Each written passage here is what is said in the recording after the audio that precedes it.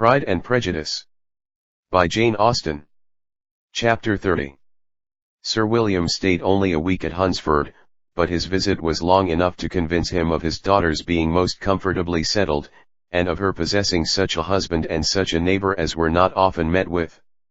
While Sir William was with them, Mr. Collins devoted his morning to driving him out in his gig, and showing him the country, but when he went away, the whole family returned to their usual employments, and Elizabeth was thankful to find that they did not see more of her cousin by the alteration, for the chief of the time between breakfast and dinner was now passed by him either at work in the garden or in reading and writing, and looking out of the window in his own book-room, which fronted the road. The room in which the ladies sat was backwards. Elizabeth had at first rather wondered that Charlotte should not prefer the dining parlour for common use. It was a better-sized room, and had a more pleasant aspect, but she soon saw that her friend had an excellent reason for what she did, for Mr. Collins would undoubtedly have been much less in his own apartment, had they sat in one equally lively, and she gave Charlotte credit for the arrangement.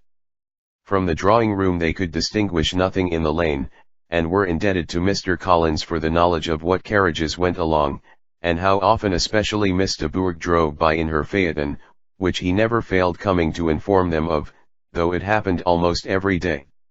She not unfrequently stopped at the parsonage, and had a few minutes' conversation with Charlotte, but was scarcely ever prevailed upon to get out. Very few days passed in which Mr. Collins did not walk to Rosings, and not many in which his wife did not think it necessary to go likewise, until Elizabeth recollected that there might be other family livings to be disposed of. She could not understand the sacrifice of so many hours.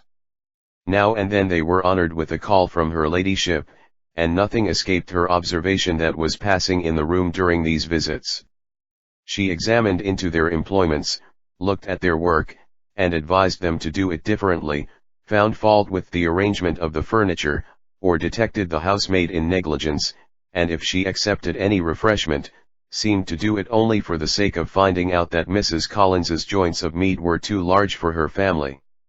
Elizabeth soon perceived, that though this great lady was not in commission of the peace of the county, she was a most active magistrate in her own parish, the minutest concerns of which were carried to her by Mr. Collins, and whenever any of the cottagers were disposed to be quarrelsome, discontented, or too poor, she sallied forth into the village to settle their differences, silence their complaints, and scold them into harmony and plenty.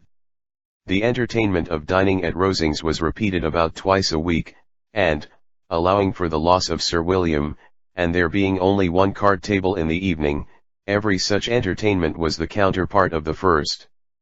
Their other engagements were few, as the style of living in the neighbourhood in general was beyond Mr. Collins's reach. This, however, was no evil to Elizabeth, and upon the whole she spent her time comfortably enough. There were half-hours of pleasant conversation with Charlotte, and the weather was so fine for the time of year that she had often great enjoyment out of doors.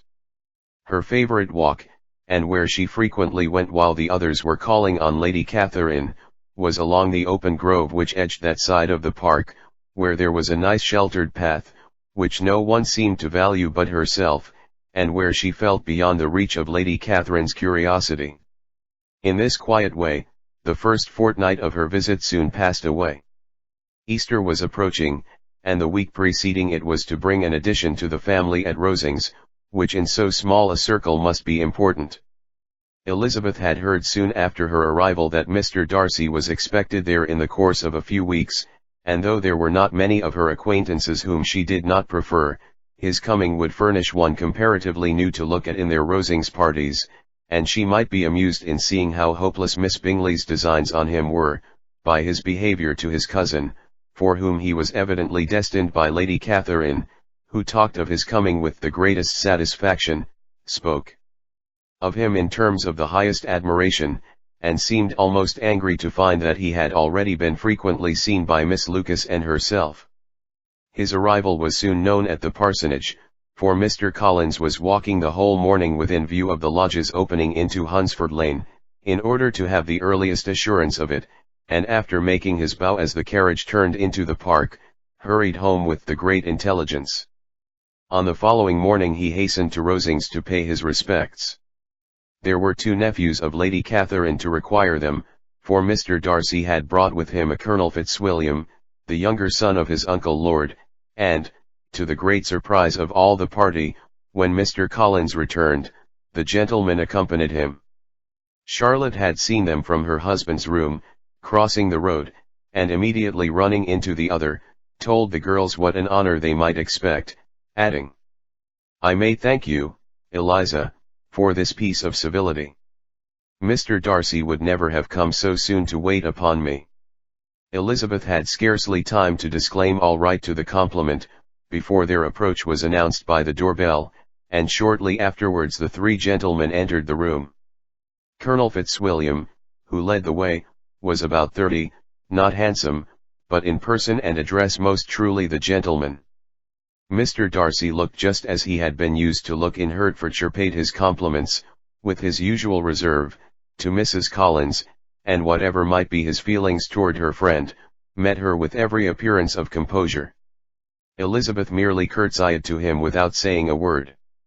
Colonel Fitzwilliam entered into conversation directly with the readiness and ease of a well-bred man, and talked very pleasantly, but his cousin, after having addressed a slight observation on the house and garden to Mrs. Collins, sat for some time without speaking to anybody. At length, however, his civility was so far awakened as to inquire of Elizabeth after the health of her family. She answered him in the usual way, and after a moment's pause, added, "My eldest sister has been in town these 3 months. Have you never happened to see her there?" She was perfectly sensible that he never had, but she wished to see whether he would betray any consciousness of what had passed between the Bingleys and Jane, and she thought he looked a little confused as he answered that he had never been so fortunate as to meet Miss Bennet. The subject was pursued no farther, and the gentlemen soon afterwards went away.